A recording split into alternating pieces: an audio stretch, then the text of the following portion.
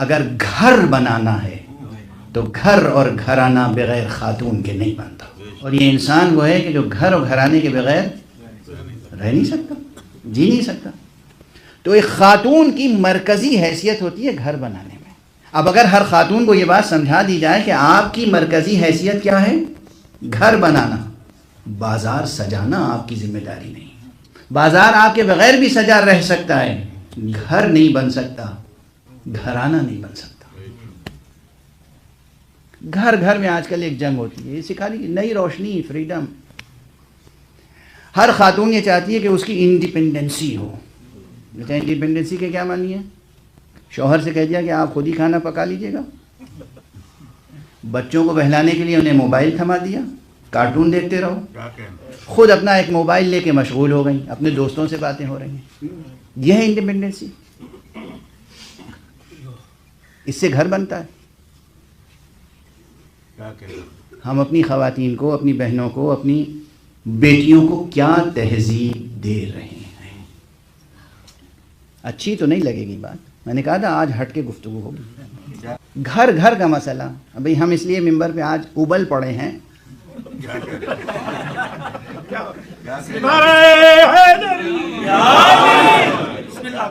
کہ آپ میں سے ہر شخص سوچتا ہے جسے کوئی نہیں ملتا غم ہلکا کرنے کے لیے، وہ کہاں آتا ہے؟ مولانا صاحب. آپ کے گھر کے مسئلے ہیں، آپ کے گھر کے مسئلے ہیں، آپ کے گھر کے مسئلے ہیں، آپ کے گھر کے مسئلے. اور جو لوگ یہاں قریب میں وہی نہیں، معلوم امریکہ میں بیٹھے ہیں، کینیڈا میں بیٹھے ہیں، آسٹریلیا میں بیٹھے ہیں، ہندوستان میں بیٹھے ہیں، افریقہ میں بیٹھے ہیں، جہاں سے بیٹھے ہیں فون کیا، مولانا مولانا مدد، مولانا مدد، مولانا اغثنی، مولانا ادرکنی، مولانا دعا، مولانا تعویذ، مولانا مشورہ. کیا بھائی؟ بیوی قابو میں نہیں ہے. کیا ہو گیا؟ کہ وہ انڈیپینڈنسی چاہتی ہے. ہم کچھ کہہ ہی نہیں سکتے. ہم کہتے ہیں بچوں کا خیال رکھو، کہتی ہیں میں انڈیپینڈنٹ رہنا چاہتی ہوں. ہم کہتے ہیں بھائی گھر کا خیال رکھو، میں انڈیپینڈنٹ رکھنا چاہتی ہوں. یہ دیکھیے، یہ وقت گزاری کے لیے جملے نہیں عرض کر رہا ہوں. گھروں کو تباہیوں سے بچائیے. اور یہ ذمہ داری خواتین کی ہے. وہ اپنی انڈیپینڈنسی کی ڈیفینیشن سمجھیں. انڈیپینڈنسی کے معنی کیا ہوتے ہیں؟ اور اب ایک جملہ عرض کر رہا ہوں. انسان کو تنہائی اور آزادی اگر درکار ہے تو صرف ایک کام کے لیے، تاکہ وہ شوہر سے، اولاد سے، گھر سے، دنیا سے الگ ہو کر تنہائی پائے تو خدا سے راز و نیاز. عبادت کے لیے، دعا کے لیے، مناجات کے لیے، ذکر خدا کے لیے، نماز کے لیے، نہ کہ سگانے دنیا سے اپنی حرمت کو ضائع کرنے کے لیے. بہت سخت جملہ ہے. ہوگا، لگ گئی تیر، نہیں لگی تو دوبارہ کہوں.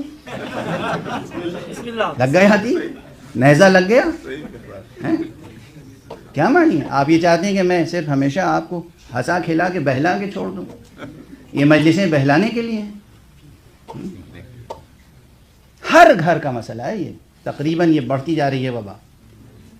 بچوں کی تربیت، شیر مادر کا مسئلہ تو بہت پہلے ہی ختم ہو گیا تھا.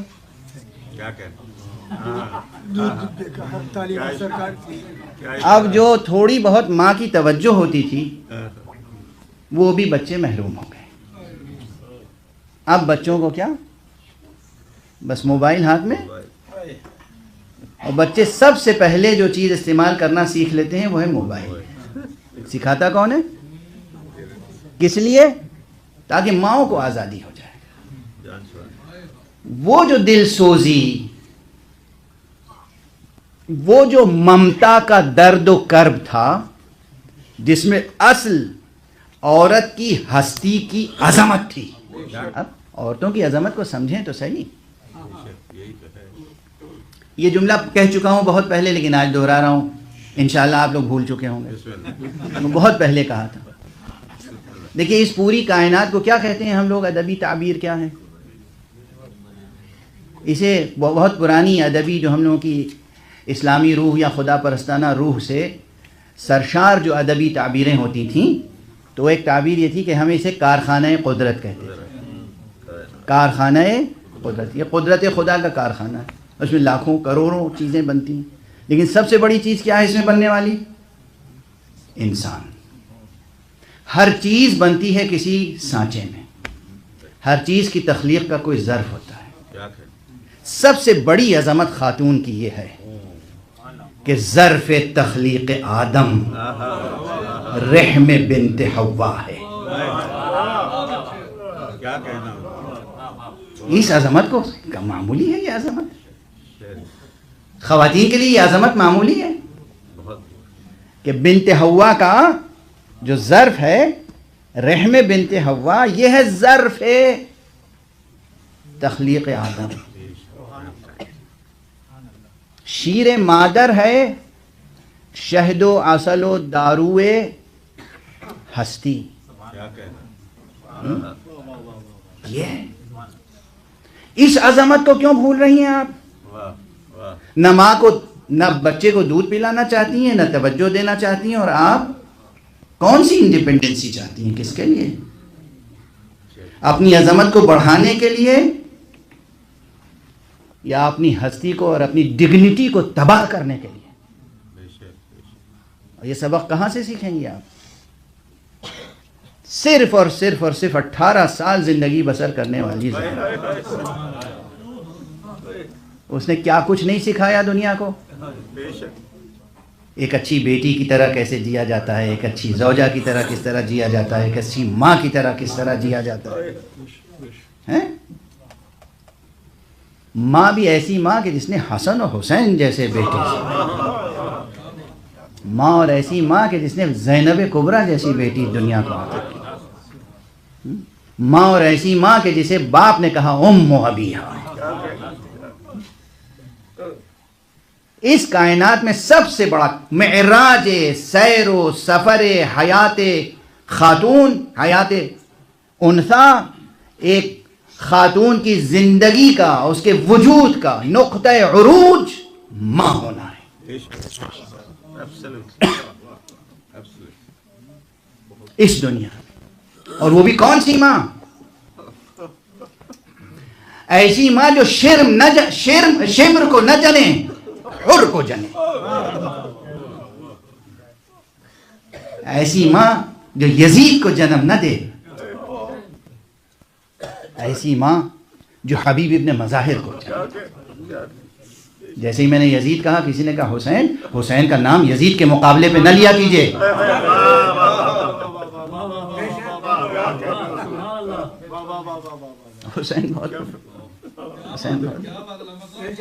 حسین بہت بلند ہے.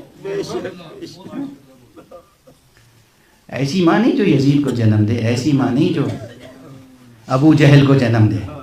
ماں ہو تو ایسی کہ جو ابو طالب کو جنم دے. ماں ہو تو ایسی جو فاطمہ کو جنم دے، خدیجۃ الکبریٰ.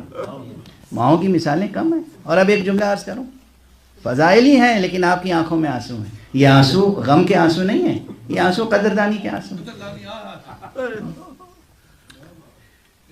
آپ اس عظمت کو دیکھیں، خواتین اس عظمت کو دیکھیں. اللہ سبحانہ و تعالی نے